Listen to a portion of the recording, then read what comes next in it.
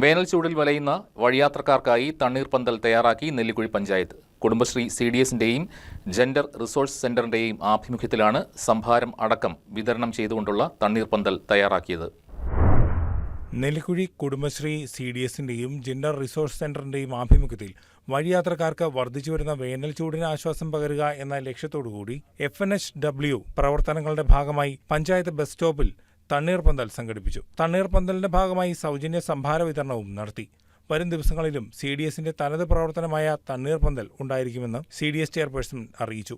Panchayat president Saneera Naseer, panchayat vice president Abu Kottaram, ക്ഷേമകാര്യ standing committee chairman Sathar Vattakkodi, വികസനകാര്യ standing committee chairperson Fousiya Shiyas, വിദ്യാഭ്യാസ ആരോഗ്യ standing committee chairperson Salja Jose, മെമ്പർമാരായ Rahul Thankappan, Ajeeb Iramalloor, CDS chairperson Rahana Nooruddeen, CDS vice chairperson Shereena Sathar, മറ്റ് CDS മെമ്പർമാരും പങ്കെടുത്തു. യൂത്ത് കോൺഗ്രസ് നെല്ലിക്കുഴി മണ്ഡലം പ്രസിഡന്റ് ജഹാസ് വട്ടക്കുടിയുടെ നേതൃത്വത്തിൽ പഞ്ചായത്തിൽ നൽകിയ നിവേദനത്തിന്റെ അടിസ്ഥാനത്തിലാണ് പഞ്ചായത്ത് ഭാരവാഹികൾ CDSന്റെ നേതൃത്വത്തിൽ തണ്ണീർപന്തൽ സംവിധാനം ഒരുക്കിയത്. News desk KCV news.